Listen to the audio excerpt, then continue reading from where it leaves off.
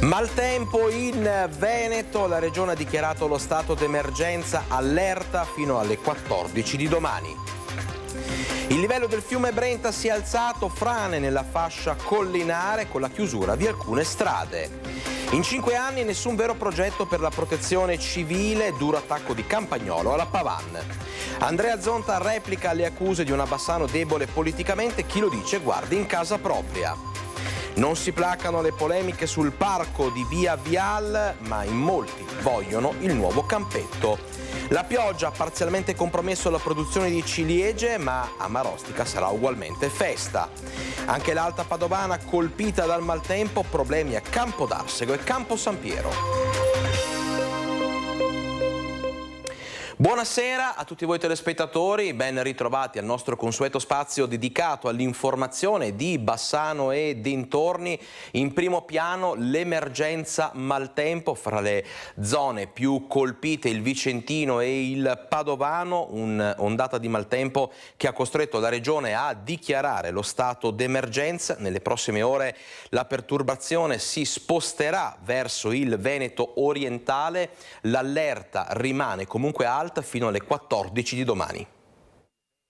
La Regione ha aperto l'unità di crisi e dichiarato lo stato d'emergenza. Abbiamo la Bassa Padovana, abbiamo la zona del Vicentino, una parte della provincia di Verona, e quindi insomma fenomeni che sono distribuiti soprattutto in queste zone. Troppa acqua caduta in poche ore, tanto da rendere necessaria per la prima volta l'apertura di tutti i bacini di laminazione.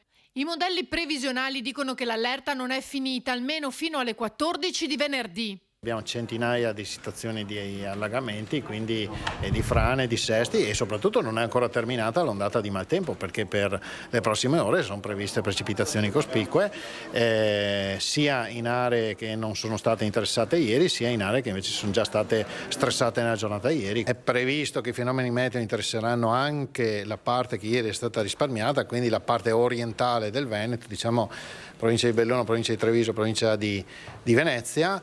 Però dobbiamo ricordarci anche del fatto che comunque la provincia di Vicenza, Verona e la Bassa Padovana sono state molto stressate, quindi anche se dovesse piovere meno di ieri, ovviamente l'attenzione deve essere massima.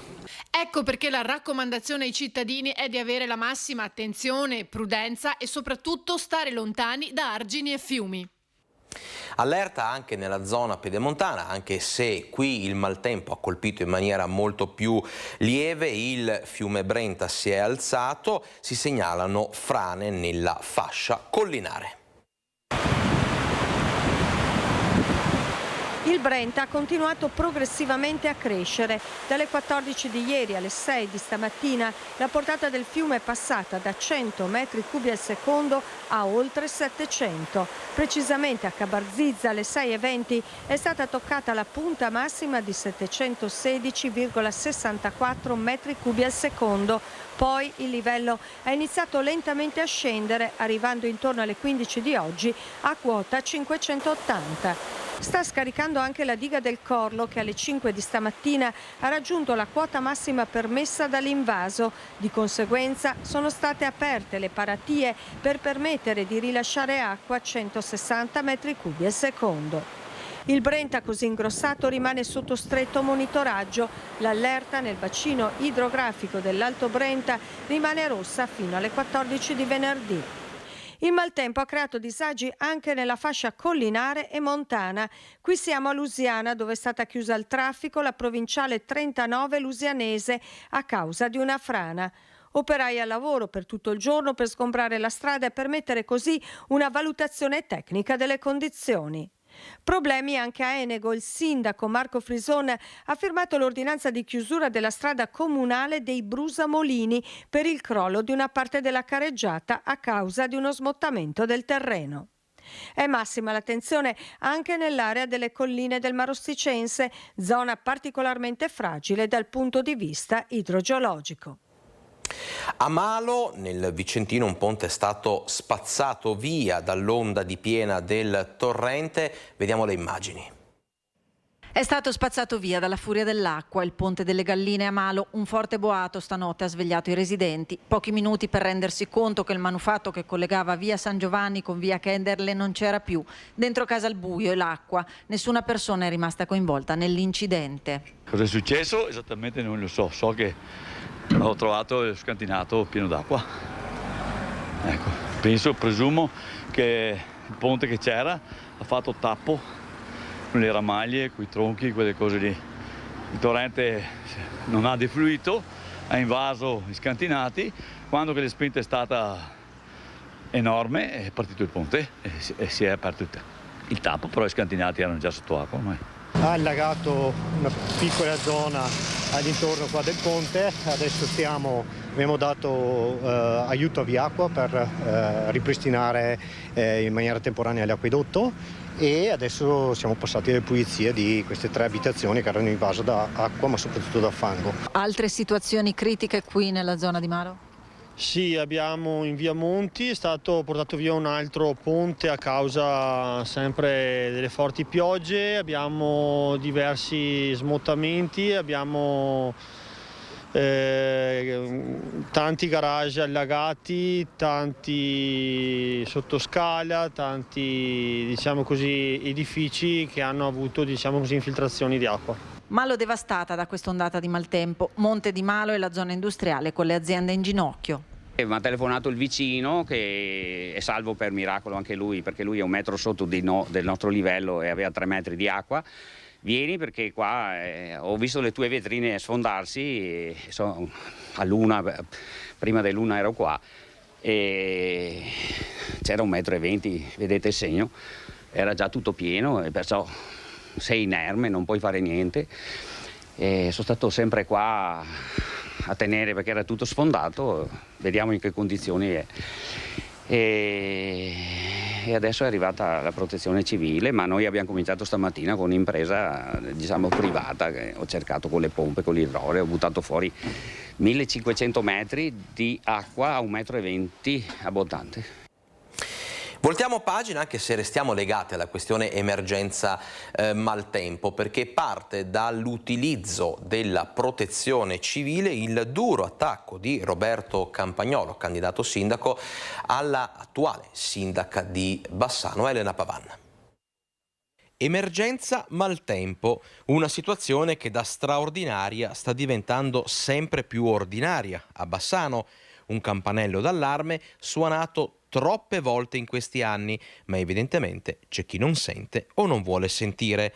In contesti di allerta e intervento un ruolo cruciale lo svolge la protezione civile che, secondo il candidato sindaco Roberto Campagnolo, nei 5 anni di amministrazione Pavan è stata trascurata. Noi avevamo iniziato 10 anni fa, avevamo formato Bassano Emergenze, che era il coordinamento dei gruppi di protezione civile, avevamo approvato su indicazione di Bassano Emergenze un progetto che vedeva l'ex caserma Fincato come plesso centrale, come luogo centrale per una sede della protezione civile. In questi 5 anni tutto è rimasto fermo. Un'altra incompiuta, dunque, che Campagnolo mette nel conto delle cose non fatte dalla sindaca uscente. Anni di immobilismo, li definisce, anche sul fronte PNRR e fondi. Sentiamo e vediamo in questi giorni che questa amministrazione tende a giustificare i 5 anni appena passati, oltre che dimenticando che hanno litigato dal primo giorno, un giorno sì, un giorno no, all'interno della maggioranza, ma al netto di questo dicendo che c'è stato il problema del Covid che avrebbe impedito tutta una serie di attività. Paradossalmente ha consentito all'amministrazione di lavorare di più, basta guardare quello che succede nei comuni limitrofi, hanno cambiato i patti di bilancio, hanno messo più soldi, finanziamenti europei, cambiato il codice degli appalti. Comuni qui vicino come Marostica, Cartigliano, Rosà hanno fatto molto di più di Bassano e recuperato molti più fondi europei. Noi dobbiamo riprendere in mano subito questi temi, rilanciarli con forza, perché per 5 anni siamo rimasti completamente fermi. E restiamo all'interno della pagina politica bassanese perché Andrea Zonta, candidato di Fratelli d'Italia, replica alle accuse di una Bassano debole politicamente. Campagna elettorale senza esclusione di colpi. Il ring è quello della politica e dopo l'affondo di Luigi D'Agrò, che ha apertamente parlato di una Bassano che durante i 5 anni di amministrazione Pavan avrebbe perso peso politico, ecco la replica di Andrea Zonta. Bassano è sempre stata capofila del territorio, è sempre stato punto di riferimento e lo è ancora. Ci sono dei servizi che rispetto a tanti anni fa non ci sono più, ma non sicuramente per colpa dell'amministrazione comunale, e su quelli stiamo lavorando per il loro recupero. Uno tra dei più importanti è il Tribunale, altri già recuperati sono Veneto Lavoro e l'Inps, l'Agenzia delle Entrate pure. Per cui voglio dire, Bassano è sicuramente il centro amministrativo e direi anche politico dell'area.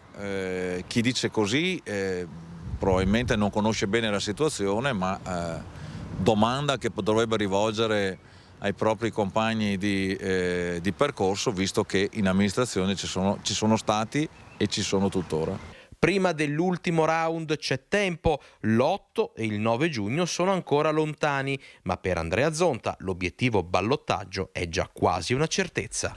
Noi siamo un partito di centrodestra, perché a livello nazionale siamo inglobati nel centrodestra, e pertanto un partito che non ha nessuna velleità e nessun pugno pesante o bracci di ferro, ha la sua identità e fa il suo percorso con il sindaco uscente. Siamo convinti di avere una mezza marcia in più e pertanto convinti di andare noi al ballottaggio. Sicuramente poi il secondo che andrà al ballottaggio lo vedrà, ce lo diranno le urne. Elezioni amministrative, elezioni europee, insomma la tornata elettorale riguarda entrambi. Presentata a Bassano la lista di Stati Uniti d'Europa. Costruire un'integrazione economica e tecnologica puntando a una politica di difesa comune e condivisione sociale. Sono questi alcuni degli obiettivi di Stati Uniti d'Europa in questa tornata elettorale. Si avvicinano le elezioni europee, noi con la lista Stati Uniti d'Europa non presentiamo il solito noto, ma presentiamo un progetto. Questo progetto riguarda una Europa più coesa, più forte, più unita. Presentati alla città di Bassano, in Sala Tolio, il capolista nella circoscrizione nord-est anglo-italiano Graham Watson e la trevigiana Aurora Pezzuto. Tanti gli argomenti sul tavolo di confronto a partire dalla situazione migratoria. Verrà affrontata la questione immigrata, quindi verrà spalmati gli immigrati a livello europeo. Naturalmente si deve lavorare su questo. Ma non solo, grande attenzione al tema della difesa internazionale in chiave tecnologica. Ricordo ai cittadini, anche a chi non vota, che noi abbiamo 27 eserciti perché siamo 27 paesi. È uno spreco di energia, uno spreco di denaro. Dobbiamo avere un unico esercito e un'unica sicurezza. Quindi sviluppare anche il discorso dell'intelligenza artificiale, perché quella è quella che, come si può dire, ci fa comunicare col mondo. E a proposito di elezioni europee, ascoltiamo il capolista della Lega in questa circoscrizione, Paolo Borchia. Qui le cose le sappiamo fare bene, sappiamo fare impresa, abbiamo inventiva, serve una capacità maggiore di essere protagonisti in Europa. Tornare protagonisti in Europa? È questo l'obiettivo del capolista della Lega per le elezioni europee nella circoscrizione nord-est, Paolo Borchia. Puntare quindi a un posizionamento più deciso per costruire un nuovo profilo all'altezza del DNA del territorio.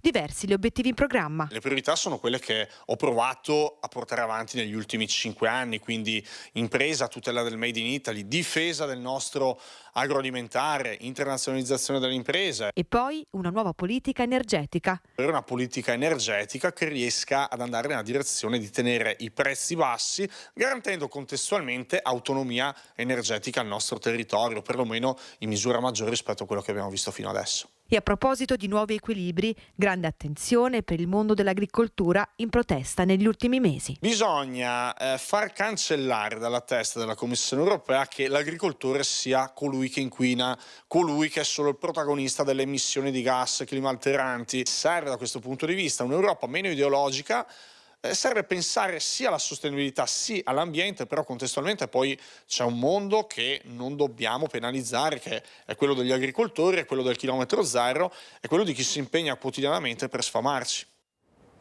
Domani, altra giornata importante politicamente, verranno presentate altre liste, chiaramente vi racconteremo tutto nel corso dei nostri appuntamenti dedicati all'informazione.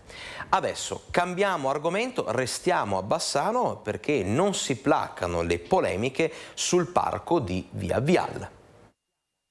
Dopo la polemica sollevata da alcuni residenti vicino all'area verde di via Philippe Viale, portata avanti anche dal PD cittadino, in merito al taglio di alcune piante per permettere la realizzazione di un campetto da basket, ecco un'altra voce che si aggiunge al coro, è quella di David Usilla, residente del posto e candidato con Azione. Come è ovvio ci sono le voci contrarie e le voci a favore. C'è stata a onor del vero una riunione che era stata fatta a dicembre, nella quale ovviamente si è approfondito il tema perché effettivamente calò il 14 di novembre, calò un po' dall'alto e va da sé che secondo me è campagna elettorale. Parliamo di una giunta ovviamente a cui noi siamo fermamente contrari perché ovviamente è una giunta che non ha risposto in questi 5 anni alle esigenze dei cittadini, non ha risposto ai temi che i cittadini hanno sollevato. Però evidentemente l'area delle elezioni ha fatto sì che l'amministrazione cogliesse un qualcosa, una richiesta fatta comunque dalla maggioranza del quartiere. Il maltempo di certo non ha aiutato quest'anno la coltivazione delle ciliegie, la pioggia purtroppo ha parzialmente compromesso la produzione, eppure a Marostica tutto è pronto per la grande festa delle ciliegie. Purtroppo le piogge di questi ultimi giorni e il freddo di qualche settimana fa ha compromesso in maniera abbastanza seria, specialmente le varietà precoci. Noi abbiamo 3 categorie di ciliegie. Le precoci, le medio precoci e le tardive. Sulle precoci una grande parte è stata rovinata dalla pioggia e dal freddo. Il maltempo non dà tregua, ma i coltivatori sperano di recuperare nelle prossime settimane, naturalmente condizioni meteo permettendo. La produzione, lo abbiamo sentito, è parzialmente compromessa, ma il marosticense si prepara comunque ad incoronare la sua regina rossa di primavera, la ciliegia di Marostica IGP. Degustazioni, animazioni, passeggiate, spettacoli e le mostre mercato. Noi saremo presenti a Pianese sabato prossimo con una rassegna di cassettine di ciliegie, di quelle che abbiamo, con la speranza che domani, venerdì e sabato il tempo ce lo consenta di raccogliere questa quantità di prodotto sia pur limitato. E poi per Marostica il 26 maggio, che è la festa provinciale, poi finiamo come al solito il 2 giugno a Colceresa, che sarebbero la varietà Doroni, i tardive, che riesce sempre molto bene. Festa provinciale di Marostica che quest'anno compie 80 anni, un anniversario che la città degli scacchi ha voluto celebrare con un nuovo logo. 80 anni di ciliegia, la ciliegia fa 80, siamo in tema di compleanni, cosa meglio della ciliegia per fare questo 80esimo con la rotondità della ciliegia e l'80esimo della regina, fatto con la regina, la corona della regina, perché la ciliegia è la regina rossa di Marostica. Cambiamo decisamente argomento, parliamo di arte, un appuntamento importante al Teatrino Collezione Costenaro. Una nuova esposizione dedicata ai 70 anni della ceramica di design, un alveare di macchine da scrivere che riproducono il ticchettio laborioso della terra pedemontana. C'è l'amore per il territorio e l'omaggio a uno straordinario genio italiano come Adriano Olivetti nell'evento che il 17 maggio alle 18:30 sarà ospitato dal Teatrino della Collezione Costenaro di Cassola.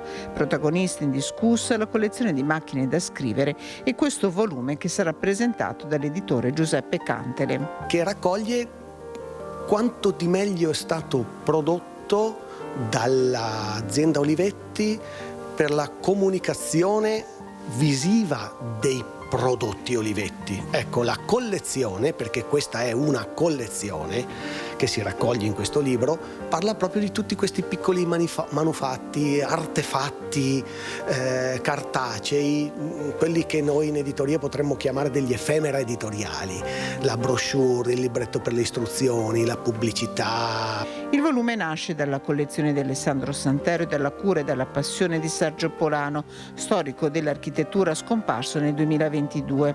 Dopo il successo dell'incontro con Simone Marzana, quello di venerdì è il 29esimo appuntamento culturale ospitato nel Teatrino Costenaro, dove dialogano l'esposizione di ceramiche e quella di macchine da scrivere. Il ronzio delle api, il ronzio delle macchine da scrivere, il ronzio della laboriosità del tessuto produttivo del nostro territorio. Ecco, questi sono i valori che noi vogliamo ricordare con il ronzio della ceramica.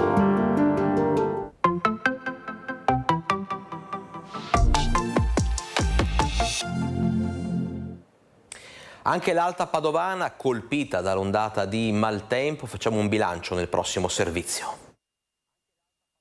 Acqua all'interno di alcune aziende e di alcune case, un livello che non è sceso per ore. Si presentava così la zona artigianale tra Mussolini e Murelle a Villanova di Campo San Piero. A causare l'allagamento un guasto a una portavento installata dal Consorzio di Bonifica Acque Risorgive in via Gorghi per regolare il deflusso dell'acqua. Non essendo entrata in funzione, l'acqua si è scaricata in quest'area. Nel pomeriggio alcune aziende hanno deciso di chiudere. La situazione è costantemente monitorata dalla Protezione Civile del Comune e dall'ufficio tecnico. Disagi con scantinati e qualche strada allagata anche a Campo d'Arsego nella zona di Reschigliano e a San Giorgio delle Pertiche. Alle 19:40 itinerari turistici ci porterà a San Martino di Lupari e poi appuntamento in prima serata con il Focus. Gli ospiti di questa sera saranno Fabio Crea, Pamela Greggio, Alberto Panfilio, Francesco Pontelli, Francesco Rucco, Marco Zabai e Cristina Zanini. Durante tutta l'edizione del Focus serale ci saranno continui collegamenti dalle zone colpite dall'ondata di maltempo, ondata di maltempo che continua, e quindi avremo costanti aggiornamenti sull'evolversi della situazione. TG Bassano finisce qui, io come sempre vi ringrazio per aver scelto la nostra informazione e vi do appuntamento sempre su Rete Veneta.